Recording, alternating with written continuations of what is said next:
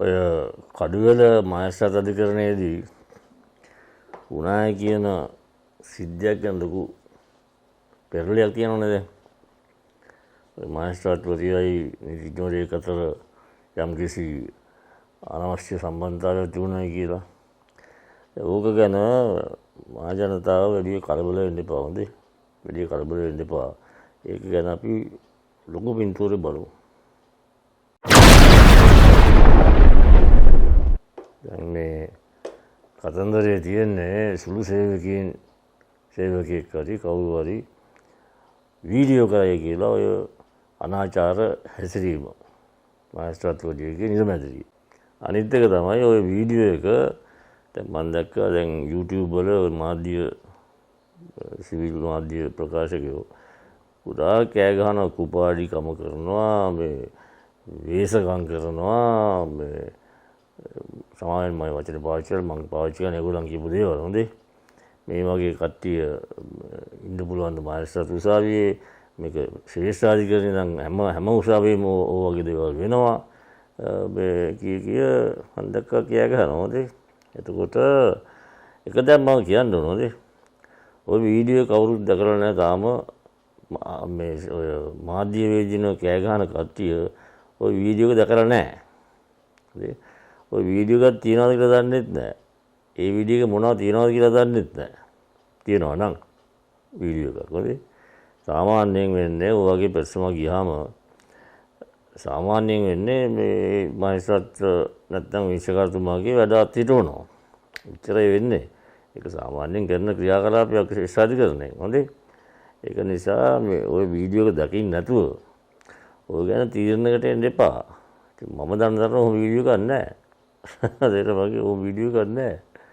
කල්පනා කරලා බලන්න. නිලමැදිරිය දොර අරගෙන මේ සුළු සේවකයන්ට එන්නයි යන්න පුළුවන් විදිහට ඔය වගේ වැඩ කරනවාද මේ මහේස්ත්‍රාත්වරයෙක් නෙවෙයි මේ ඕන එක්කෙනෙක්. ඒක මම කියන්නේ. ඒකත් බඩ කල්පනා කරලා බලන්න. ඒක කලබල වෙන්න ඉස්සෙල්ලා. අනිත් එක ඔය YouTube වල කෑ ගහන වගේ දේවල් කියන කට්ටිය නියම කරුණු දැනගන්න නැතුව ඔවා කියලා ඔවා ඔක්කොම අධිකරණයට අපහාසය කිරීමක්. තේරෙනවද මං කියන්නේ? අධිකරණයට අපහාසය කිරීමක්. අපේ අලුත් අධිකරණ අපහාස පනත යටතේ ඒගොල්ලන්ට සිරිදඬුවම් ලැබෙන්න පුළුවන්. ඒගොල්ලන්ගේ කම්පියුටර්ස් ඔක්කොම රාජසන්තක කරන්න පුළුවන්, ගේන්න කියන්න පුළුවන්, ඔක්කොම චෙක් කරන්න පුළුවන්. ඒකින්ද පොඩ්ඩක් පරිස්සමෙන් කතා කරන්න කියලා මම කියන්නේ.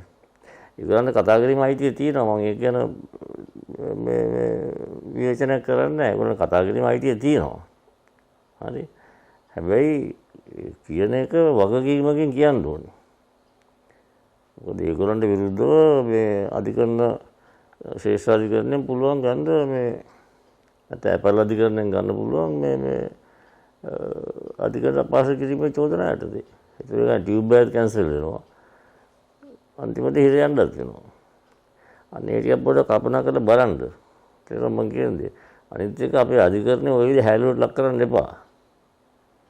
මොකද අන්තිමට ඒ කෑ ගහන ඒ විවේචනය කරන කට්ටියට අන්තිමට පතන්න වෙන්නේ කිසි දෙයක් කරන්න බැරි වුණාම අධිකරණයේ සාහිත්‍යය පතන්න වෙන්නේ. අධිකරණයේ පිහිට. එතන තමයි ඒගොල්ලන්ට යන්න වෙන්නේ. ඒකින්ද ඒව ගැන පොඩ්ඩක් කල්පනා කරන්න මේ ඔය වගේ දේවල් කියන්න ඉස්සෙල්ලා. එතන මම කියන්නේ. ඒක නිසා පොඩ්ඩක් මම හිතන්නේ මහා ජනතාව ඕකට කලබල වෙන්න එපා. අධිකරණයට අගෞරවයක් කරන්න යන්න එපා. මේවා සම්බන්ධයෙන් දැන් ඉතින් ඉන්ක්වයරිස් පටන් ගනි අරව කරයි මේවා කරයි විචාරමාර ගොඩක් කරයි. හොඳේ. හැබැයි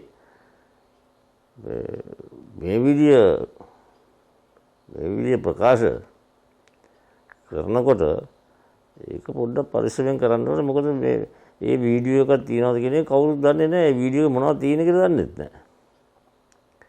ඒ කියන්නේ වීඩියෝ එක ඇරියා කියලා කියනවා ශ්‍රේෂ්ඨාධිකරණයට. ඉතින් අපි දන්නේ නැහැ වීඩියෝ එක ඇරියද කියලා අපි දන්නෙත් නැහැ. හැබැයි මේ වගේ පැමිණිල්ලක් ආවොත් වැඩ සහනම් කරනවා තාවකාලිකව. Temporary suspension. ඒක නිසා වගේ පොඩ්ඩක් කල්පනා කරගන්න මේ අපේ අධිකරණයට ওই විදිහට මේ අපහාස කරන්න එපයි කියලා මම කියන්නේ. තේරෙනවද මම කියන්නේ? අපේ අධිකරණයට අපහාස කරන්න එපා ওই විදිහට. අනිත් ඒ මතක තියාගන්න මේවා ජාත්‍යන්තරයට යනවා. ඔය කියන කතන්දර මාධ්‍ය කතන්දර ජාත්‍යන්තරයට යනවානේ. ඒගොල්ලෝ බලනවානේ අපේ ලංකාවේ තත්ත්වය මොකද්ද කියලා අධිකරණේ.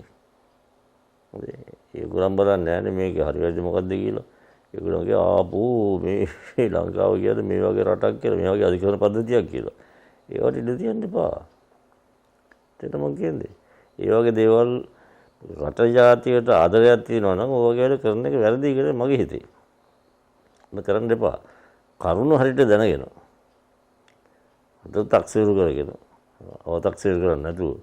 ඊට පස්සේ ඔය කතන්දරයක් කිව්වොත් ඒක වෙනම දෙයක්. හැබැයි ඔක මේ මහජනතාවයි මම අහන්නේ ඔබතුමාට පිළිගන්න පුළුවන්ද ඔය කතාවක්? පිළිගන්න පුළුවන්ද?